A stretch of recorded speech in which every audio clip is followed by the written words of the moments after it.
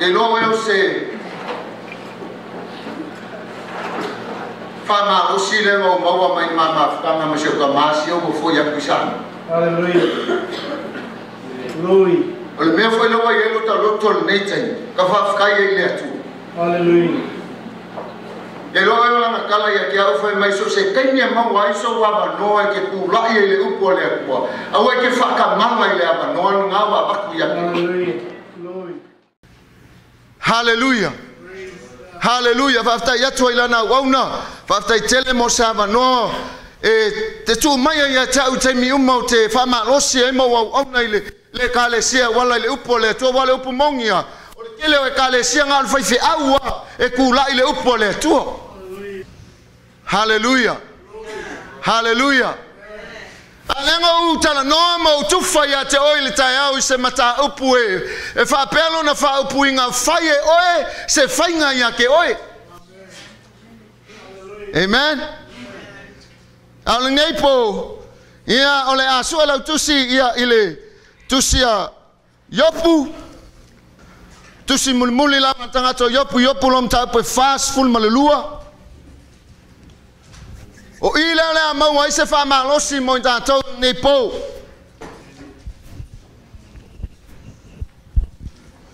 Fa ta telele tuol ne fiaf.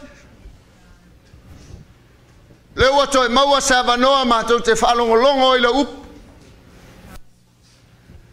O wa mātou loa o mai teimi le li e wa lata mai fo yaso. O la mātou leto e onge i ni mea aipo ni mea inu. Ai o la mātou wonge fie whaalongolongo i la up.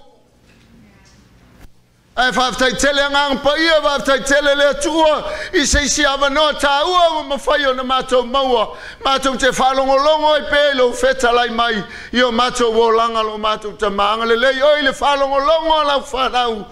Lau whatumunga i ai lungo lau au auna whatau waa ma le lei lo se mea.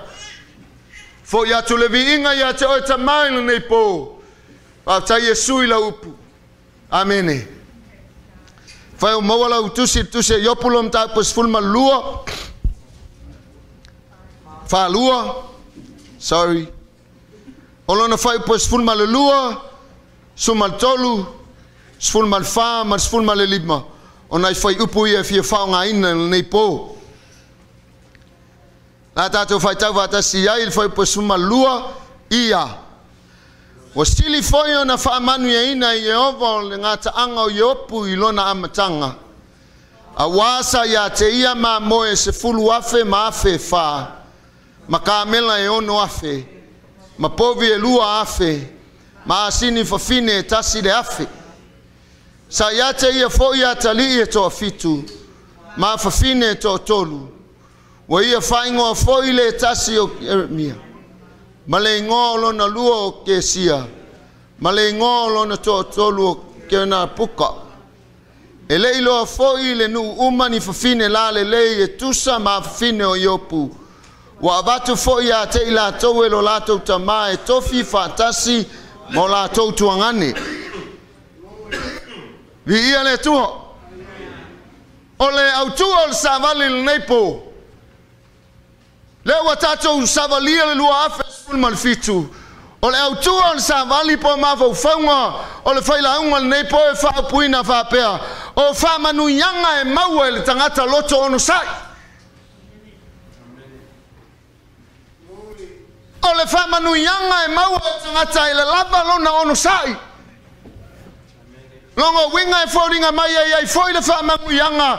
Po le whamanu yanga o kangaka e le ono sai. Hallelujah. E fōlanga mai e lua i ku o le savali le ngai po o le whamanu yanga o le kangaka e maua le mea tau o le loko o ngosai ia male iunga o le tangata i le labalonga o ngosai. A whai e kele i o ngosai ia le kele o whawika ulinga kukupu ia ke oi le ngai kausanga wakuanga ia o le savali o le ngai po lua afes fulmarfiku ia lavalo o ngosai. A fai sa fa upeu lo o sa ile le tausanga watua na yatu o le sa vale le polingi e manga o mia o nga maua lo o sai ala nga e fau le upo le akua lo kako o sa Amen. Amen. Ole fa manu yanga e mau e tangata o ngosai. Ole ale fa manu yanga e mau e tangata o ngosai. Tato fai ta wina tala tu spa ia ole ka fa makalanga tu stala ole tangata yopu ole me o ya yopu o fa fika uli makinga o ya yopu mai ka ko mala malama ya wa fa so e fai la unha fai mai le kala wa fai le ko luo yopu ya yopu inga yoki. Fa male mole mau tu spa ia wo I meo pengi nguki nga fangu ua fa nga e salu ai ile kingo ka malo I longa mai.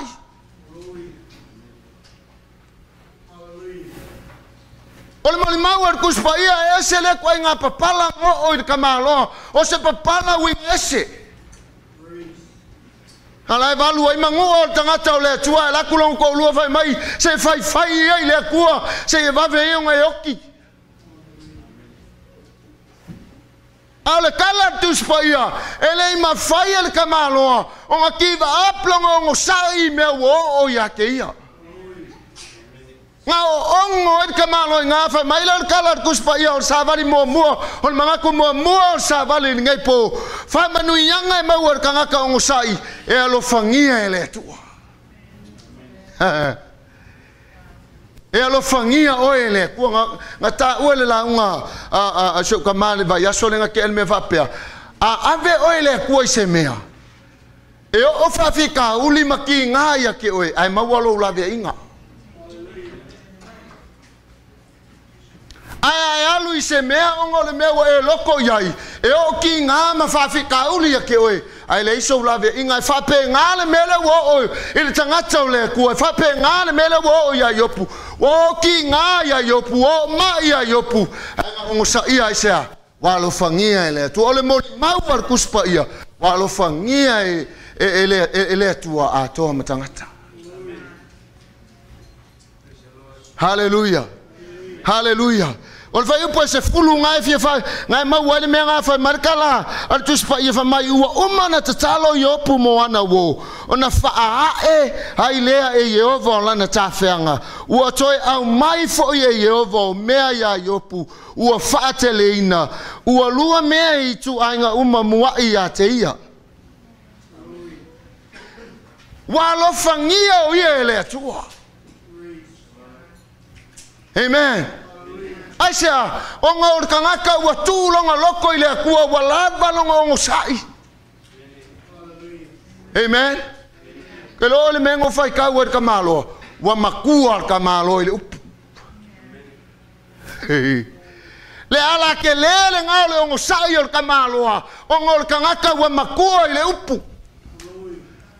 Lala wingo la kala tangata wa makua le upu o kangaka e ola le upu o kangaka e fai kau le upu o kangaka e anga le upu ai ke longo fia o kangaka e pepe le upu ska mai le ua le kuse ava le kangi ska mai ingia kwa ai sa e pepe le upu ele kai le upu me foi ngai la yonga fali so me ngai la yonga o kuloki nga keva me nga lenga o ku fa fika uli kaukala aisha la nga ile makua ile upu ale manga ongo le atua ia ka ko makukua ile nga upu e uma ko nga kala fa yaku yake oi a ke ngofo le aisha la nga we makua wa ilo fu le upu le kwa la wa e ola ile upu le kwa la wa nga yo ile kwa e wala ile nga upu ile loko e uma ko nga alaka wa yaku yake oi makua isale ra o asha ele o sali no so poco ma so ilo wa sale oi o le upu le amen amen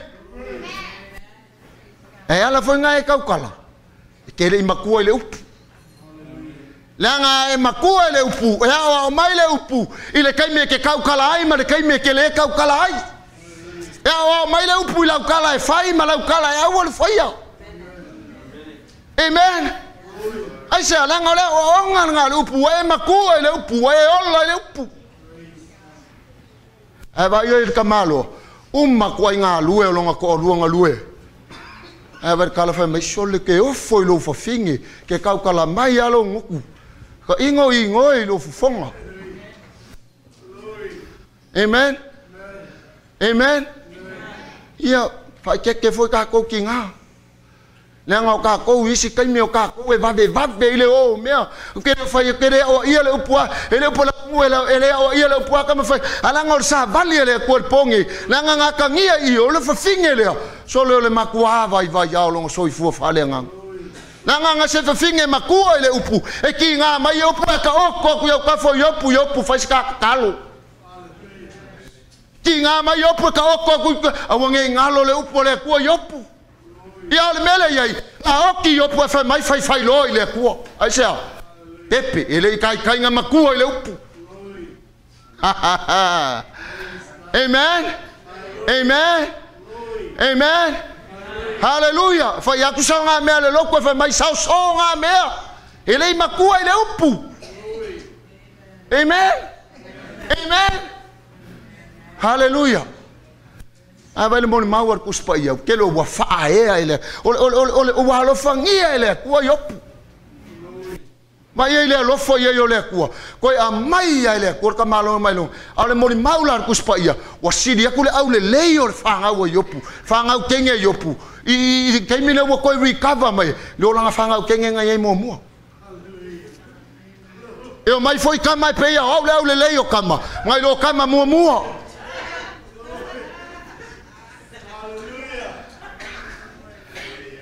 E uli kama au lelei kama. Hallelujah. Le ayo nga ngi mea foi le nga le ka pu e mai lo attention. Nga ke vai aku e ka ngengo mai. Hallelujah. Ale moni mauar kuspa ya walo fangia le tu. Walo fangia le ku ka malo. Wa ka wo kai. E lo oi nga ua wala wakule tangata le tuanga panga fila fiafi makala ngom fa mai sa ungi mai e ro sa o ke ro la ka penga la ngol kaio ala so songi mai le ko lo ko fa mai ko ka penga ma sisi la ngo wale ro pe ke fo wala ngol le fiafi ale wo sa wa hallelujah hallelujah ava ai le moni mau fa mai walo fangia ke lo le upule walo fangia ke lo oi vai ka makia a nga lo fangia se ka mai ke se aulo ke va ai oi ye kalango ai ka ngaka le aka li ia le ole a ole se ka mai ke e se le winga kamali e so olong kama se ka mai kiki a winga walo fangia walo lofa ye ka ngaka isa o nga me fai o nga winga o langa nga yoi ese ingo ia la ka ngaka ilo wakali malo wakali ni kwa ingo sia makako ela ngau kalngo fa ole ka fa makala le upor kuspa ia fa mai walo fangia ele tua vai ele lo foi ai ole kuar ka malo so le vai nga wo recover ole moni mawar kuspa ia wa kelle aku menga mawa yopu ai lo menga yai momu walo fangia ke manga o lo fangia ongo sai mawa alo fangia ongo sai ave ke lo fa fe kaile kuor ka ko fe au so la par sa ke re fa vivir ka ko fe e sa wa onga foi moha o se le songa foi mokaika o ka vai so le ai ka malo e be besi uma me ala en fo le ka ko ale kai vivile mu e merkala ko inga le aka foi le sa mo le nga sa nga wa ku le fonga ai ku no ngoi fa mai lo wa inga e ia ko ar kai fifile mu me uma va penga wi fa kai le tu le winga ngi kak ngi ya wom alo fangia ongo sai e ma fuanga ma wale alo fangia ongo wa ongo sai amen ongo sai ki nga nga wenga ke ro le se nga wenga le nyonga va fi kaudi ele se nga wenga ele nyonga ki nga so se nga wenga ye ngalu so se nga wenga ye fa so se nga wenga ye ki nga a fe mel kala la ku mel kala ku spaia o ku hako ki nga o la ye manguia o sangia ku hako le or ki nga le sangia kalia fa mangu yang ale ku le wo Hallelujah. Hallelujah. Ela moni maua ngofo i fai au le jamo. Aka so polonga. Amen. Almele malie. Kusole alu i me e alu ai e moni maua yanga me fai a. Alo polonga. Ke lo e fa pe a we ikar kanga kaya kia. Ai ke lo o inga wo ngofo la lo ma o mai ku ma ko fa mala mala mai le ku inga wo o lo wo langa fa mangu yanga le wo ya sole ke lo o yanga le o sai la lo le o ngale ka i lo e po fe o ya le o langa ngi ya wa le o langa ngi ese le mimika ka i lo ese mimika o e ku sa malo mimika lo wo langa nga ya ke lo le o ngal ka ka le nga ka per ka le lo mimika. E kau masau pula ka vale malo mimika ka per ka malelo mimika. Ai ke lo me ngai le ngalo i fa fe kai le tu. Wala ngo fam kala mele. Ke lo o ngo foi la. Sasa. Ai ngo foi la. O ngo sa ia i. O ngo sa ia i. Ngo o la so ngo sa we mai sa mo si fo ya wa. A pala i visa fo ye o mai ka mo mang. Elo e lo kala ya e fe anga pa life akasi mako visa mawa ku re kali e mawa lo visa ai le mawa visa o fe ala nga wakar kai me le ku e alo fangia ya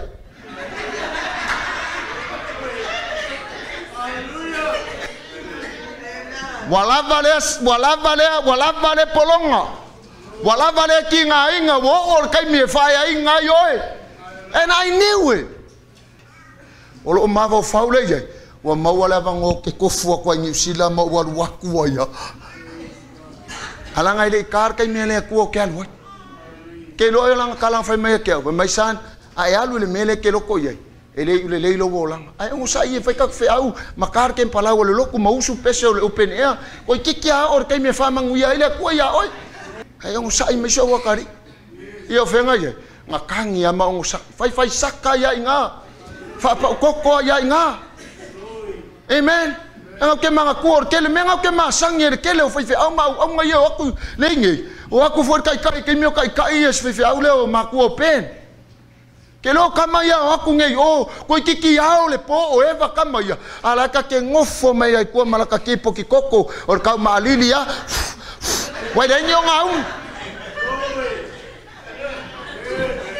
le nyo ngau mu ya ma ko ke mio or ka malili or kipo koko ya faku fe ular ka ngafi kuku fa vela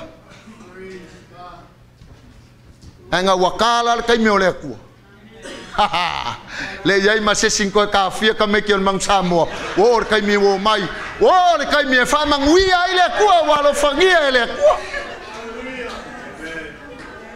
amen amen amen o sau ai lo o sau ai lo le fongo ke no nga tu or va le ya wai ai wa ka ngu ma va ai pong sa nga tu or va le mak sa va ri vai fa fo va ai ku ngale sorry e o ye mo ria o fa ku boy o ira le nga fa makala le ko inga ngo fa ngau or ka mion malo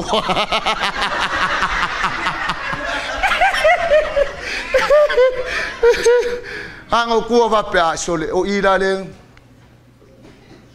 elanga wakar kai me le tu alo fangi ai manga kulonga lu e fa ya inga le tu oi ele nga kai alo fangi oi ai ko fa ya oi le ku o sai ka ko o sai le mene ka ko ke yai e ole kala foi lar ka le nga fai mai ke nga wo ese mai sa mo mai san o le loku ke la kulo e loku lo inga ma o nga e loku fel wa nga lu e nga pe ki nga lu e nga ya va pela nga se ngo fo ya i o so nga lu sunga te wati la faele ma malonga ma fai poi ya fika me o ko ma ko ngo fo eva beach o le local lighthouse i wai pau a o le local freeway o lalo o kali o le mama o fa pesol la wa kwa pasi uma kwa farsa wa kwa o yo la farsa ale is farsa o ngo fo le lalo fa pasta te wati mama o kelele le se ka vale ngai ai e malia lo su ma ko le la loku la kala ka ku yol makofa fa mang wia mar ka ngaka le ko fa mai ye sili aku lo ngalue o lo la ngalue I alu mamang wia le ku wese mang wia so lo ngalue I o ila neng o wese mai wai o sa wai lo I il fa o le meneng fa lo I haleluya haleluya en sa vali ngepo ma ku lo ngalue sa vali o fa mang wia ngai maua pa o sai e fa e inga oi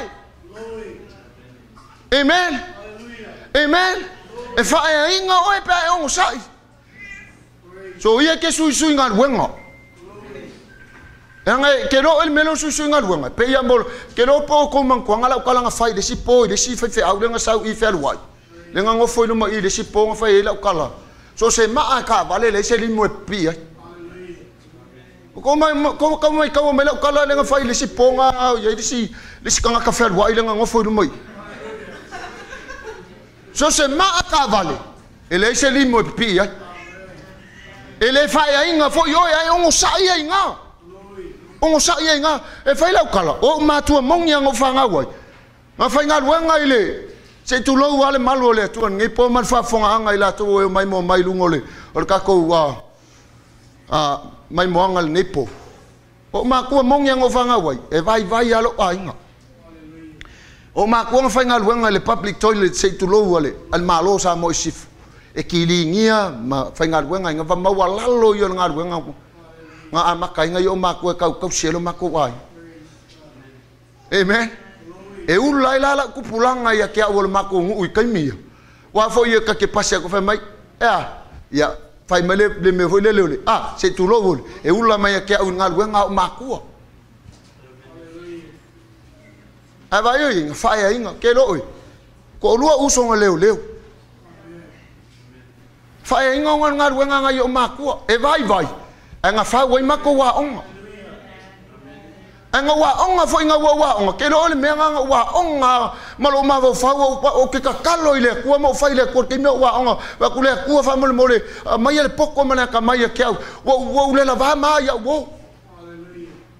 Wa ai la ke mingi. Na par sa o fa ku ya ko fo lo wa inga me le ya inga la ku sa mo o fa lo kinga fa palang lo kinga ma nga ya lo fa palang e fa ka ele ko pe fa ngo fa le wa melika amen o mga fa lo kinga fa malang fa ka ele ko malang muku ka me ma penga o la ku lo sa mo ele ko ula la se lo ku pulanga le ya wa umar kai me fa le o kai me fa palang mo fa amerika nan mo o la fam kalanga le media nang wa fa ele ko fa ele ko lo kama fa ele ko lo kama kiba fa ele ko lo kale kangolima fa ele ko lo ka vai fa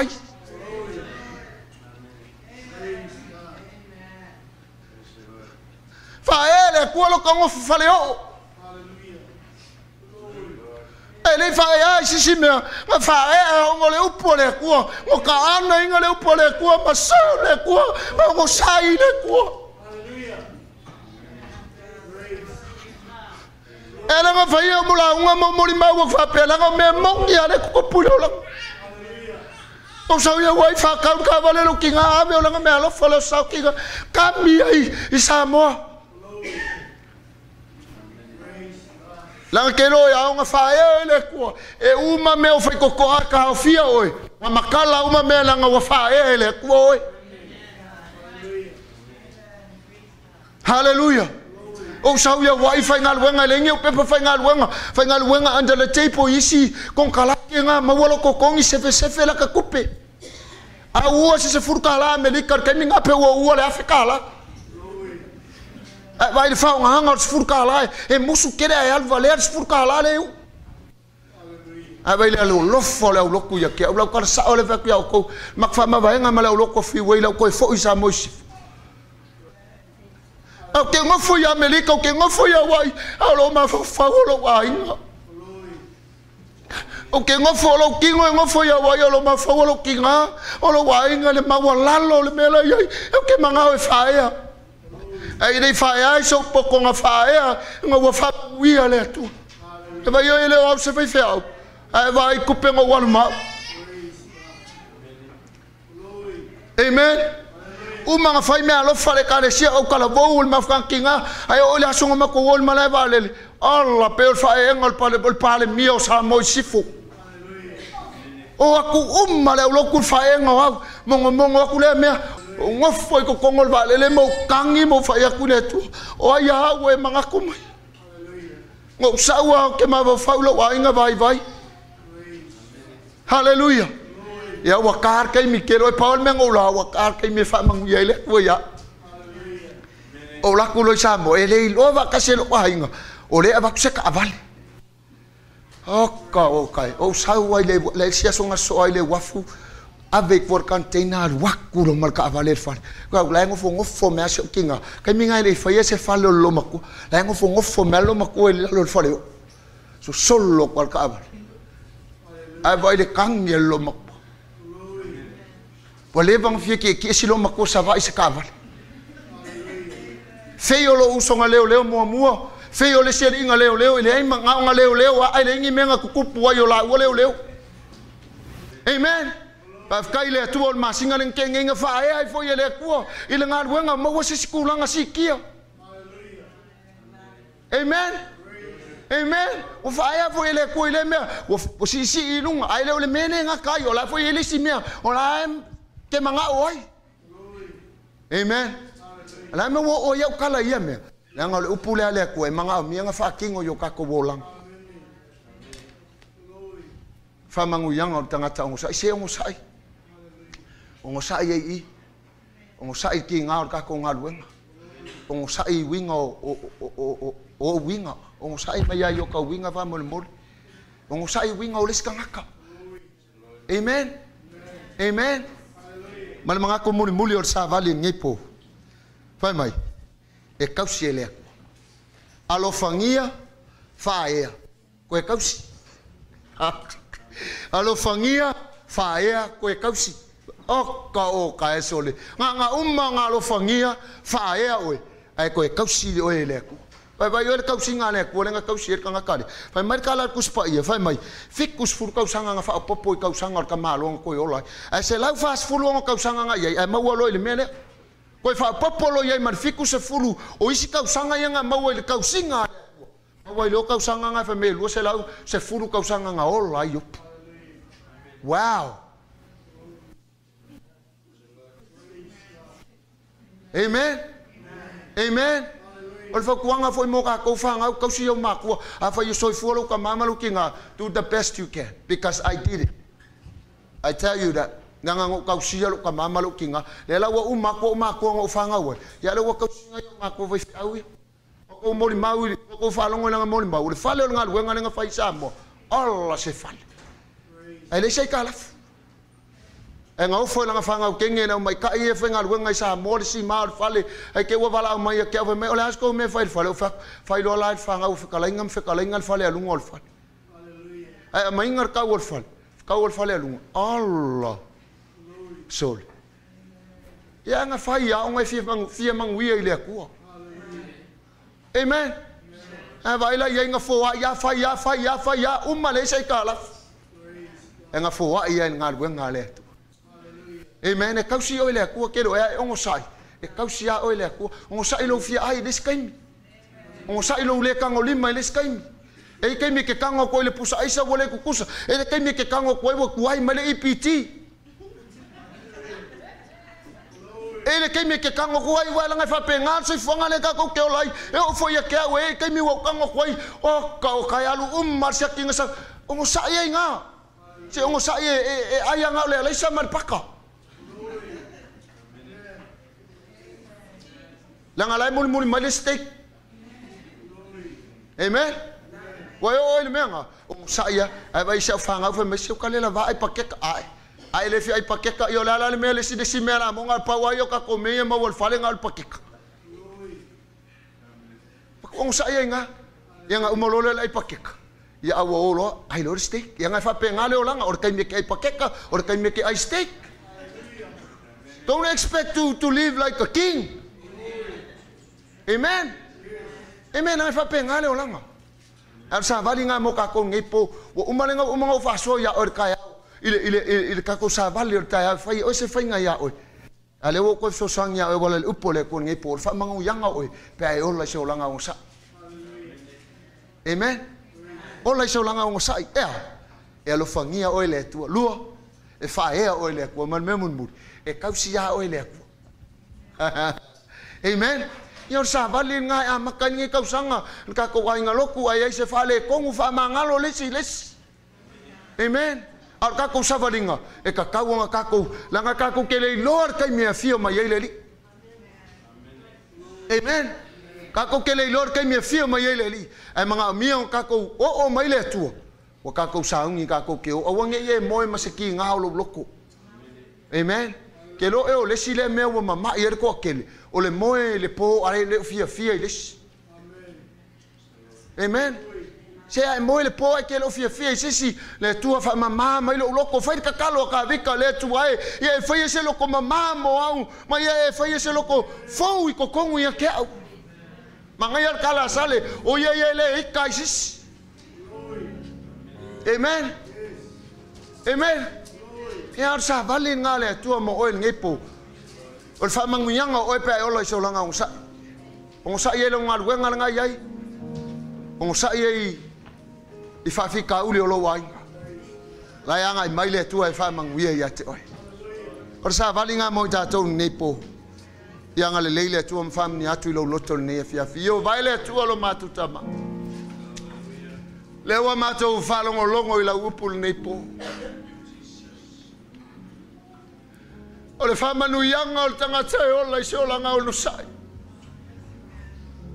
e o lo sai ti ngalo wenga e o sai me tupo so ifonga nei ele wa mato falongo longo I le fama nu yanga e mau e tangata o no sai e te lo fangia e te faea e te tausifo ia but I tell it tamaila upul nei po Father we thank you for your word and we give you praise we give you honor.